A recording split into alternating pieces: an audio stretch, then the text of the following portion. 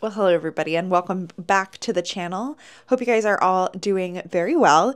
If you are new here, my name is Sophia and I make book related videos, mainly videos about literary fiction books as well as mystery thrillers, but a little bit of everything else. And today I am going to be doing a very spontaneous reaction video to the Women's Prize for Nonfiction, which was just released a little while ago. I'm a little late, but that's okay.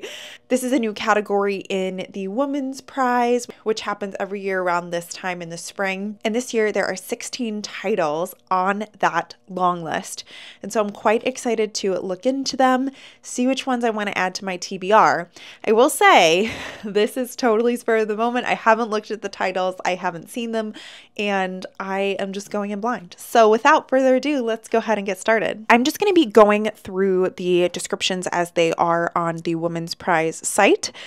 So the first one is called Autocracy Inc. The Dictators Who Want to Run the World by Anne Applebaum. I apologize if I'm looking down again. All of us have in our minds a cartoon image of what an autocratic state looks like with a bad man at the top. But in the 21st century, that cartoon bears little resemblance to realities. Nowadays, autocracies are run not by one bad guy, but by sophisticated networks composed of kleptocratic financial structures, security services, and professional propagandists.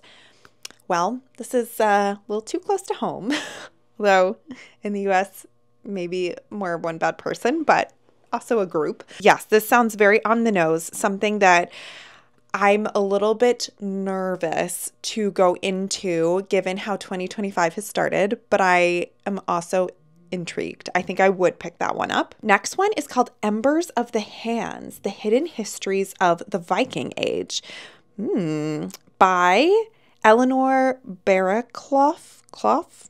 Sorry if I'm pronouncing that incorrectly. This is already interesting to me because I feel like a lot of the work I've seen about Vikings is very fictional, and so I'm intrigued by a nonfiction. It says, imagine a Viking. In a certain image springs to mind a nameless, faceless warrior leaping ashore from a longboat and ready to terrorize the hapless local population of a northern European country. Yet, while such characters define the Viking age today, they were in the minority. This is the history of all the other people, children, enslaved people, seers, artisans, travelers, writers who inhabited the medieval Nordic world. Very interested in this. Also, very much love the cover of this one. I think I would certainly pick that up as well. Moving on with another kind of historical nonfiction, we have The Eagle and the Heart, the tragedy of Richard II and Henry the Fourth, by Helen Castor. Richard of Bordeaux and Henry Bolingbroke were first cousins born just 3 months apart. Their lives were from the beginning entwined. When they were still children, Richard was crowned King Richard II, and Henry at his side, carrying the sword of the state, a 10-year-old lord in the service of this 10-year-old king. Interesting. I feel like, I've always wanted to really enjoy books about the British monarchy. I find them like I don't know where to start. There's just so much to know that we're not honestly taught very much in the United States. We do get some world history, but we have to take a class obviously called American history. And I never took a class or learned as much about the British monarchy as I should know. And so I am interested in this time period. I'm interested in history in general, but I don't know where the jumping off point should be. Let me know if you have any recommendations. We have 1,000 Threads by Nene Cherry. Top of the Pops, December 1988. The world sat up as a young woman made her debut. Gold bra, gold bomber jacket, and proudly, gloriously 7 months pregnant. This was no ordinary artist. I do really enjoy books about fame, books about like singers and actors and their approach to fame, things that they maybe didn't expect, maybe things that they enjoy about their life or things that they absolutely hate, because it's just something so foreign to most people. And so I would be I think, intrigued about this one. Next is The Story of a Heart by Rachel Clark. The first of our organs to form, the last to die, the heart is both a simple pump and the symbol of all that makes us human. As long as it continues to beat, we hope. One summer day, 9-year-old Kira suffered claustrophobic injuries in a car accident.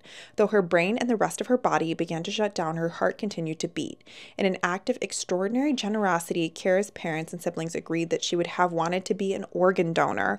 Meanwhile, 9-year-old Max has been hospitalized for nearly a year with a virus that is causing his young heart to fail. When Max's parents received the call they had been hoping for, they knew it came at a terrible cost to another family. This sounds right up my alley. As I chatted about in my January wrap-up, I read Brain on Fire by Susanna Cahalan, and I love books about people's experiences with the healthcare system and medicine, and so I'm really interested in this one, and it's going right on the TBR list. This is probably the one that intrigues me the most out of the ones we've been through so far. Next, we have Raising Hair by Chloe Dalton. Ooh, fun cover too. Imagine you could hold a baby hair and bottle feed it. Imagine that it lived under your roof and lolloped around your bedroom at night, drumming on the duvet cover when it wanted your attention. Imagine that. Over 2 years later, it still ran in from the fields when you called it and snoozed in your house for hours on end. This happened to me. Oh my goodness. This sounds right up my alley.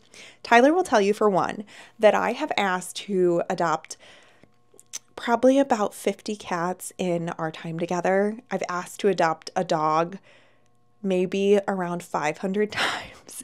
I just love animals, and I love the human animal connection in books about them. So this sounds incredible. Oh, it also says, when lockdown led busy professional Chloe to leave the city and return to the countryside of her childhood, she never expected to find herself custodian of a newly born hare. Yet when she finds a creature endangered, alone, and no bigger than her palm, she is compelled to give it a chance at survival. Hooked. 100% reading that. Next one is Otlin by Jenny Fagan. The government told a story about me before I was born. Jenny Fagan was property of the state before birth. She drew her first breath in care, and by age of 17, she had lived in 14 different homes and had her name changed multiple times. Interesting. So this seems like it's going to be about the equivalent of the foster care system in the UK. I'm really interested in foster care, and I don't know much about the UK system. So I'm very intrigued about that one as well, especially from her perspective. I feel like often it's from a parent's perspective of having a foster child, or a parent's perspective of having an adoptee. But I think adoptee and foster children, or children's experience with that system, are always stories that I'm seeking out. The next is Why Fish Don't Exist, a story of lost love in the hidden order of life. Is this another animal-related story? Ooh, also love the cover of this. If fish don't exist, what else do we have wrong? As a child, Lulu Miller's scientist father taught her that chaos will come for us all. There is no cosmic destiny, no plan. Enter David Starr Jordan, 19th century taxonomist and believer in order, a fish specialist devoted to mapping out the great tree of life, who spent his days pinning down unruly fins, studying shimmering scales, and sealing new discoveries into jars of ethanol. At a time when Lulu's life is unraveling, David Starr Jordan beckons. Reading about Jordan's sheer perseverance after an earthquake shattered his collection, Lulu stumbles upon an unexpected antidote to life's unpredictability. But lurking behind the lore of this mighty taxonomist lies a darker tale waiting to be told, one about the human cost of attempting to define the form of things unknown. I don't know what kind of book this is going to be. I guess it seems almost more fictional than nonfiction, honestly. It seems kind of like a choreographed narrative, but it must be obviously real if it's a nonfiction book. I don't know about that one. The next one is Agent Zoe, The Untold Story of a World War II Resistance Fighter by Claire Molly. This is the incredible story of Elżbieta Zawaka, the World War II resistance fighter known as Zoe, the only woman to reach London from Warsaw during the Second World War as an emissary of the Polish Home Army Command. already very interested in this. I love, as I said, historical books, but I feel like I'm more familiar with modern history. So this is really interesting me. Also, I love stories about women in World War II or women in the war effort, particularly ones that were kind of on the front lines or involved in like military operations, because I feel like their stories are never told. Next, we have By the Fire We Carry by Rebecca Nagel. Powerful work of reportage in American history that braids together this story of forced removal of Native Americans onto treaty lands in the nation's earliest days and a small town murder in the 1990s that led to a Supreme Court ruling reaffirming Native rights to that land more than a century later. I'm definitely interested in picking this one up as well. I'm already intrigued. I also feel like Native American history is not something that I'm as familiar with as I want to be. And so I think that this could be a really good one to pick up as well. Next thing is Wild Thing, A Life of Paul Gauguin. I've heard of Paul Gauguin. I didn't know that he had, I feel like a lot of artists had very interesting lives. Paul Gauguin is chiefly known as the giant of post-impressionist painting, whose bold colors and compositions rocked the Western art world. It is less well known that he was a stockbroker in Paris, and that after the 1882 financial crash, he struggled to sustain his artistry and worked as a tarpaulin salesman in Copenhagen, a canal digger in Panama City, and a journalist exposing the injustices of French colonial rule in Tahiti. All things that I had absolutely no idea about. I've read a lot of books about musical artists or biographies of musical artists. The ones that come to mind is one about Bob Dylan. I'll pop on the screen. Another one about Paul Simon, which I loved, but not about painters. So perhaps this could be a new avenue for me to get into. Next is What the Wild Sea Can Be by Helen Scales, The Future of the World's Ocean. No matter where we live, we are all ocean people, Helen Scales observes in her bracing yet hopeful exploration of the future of the ocean.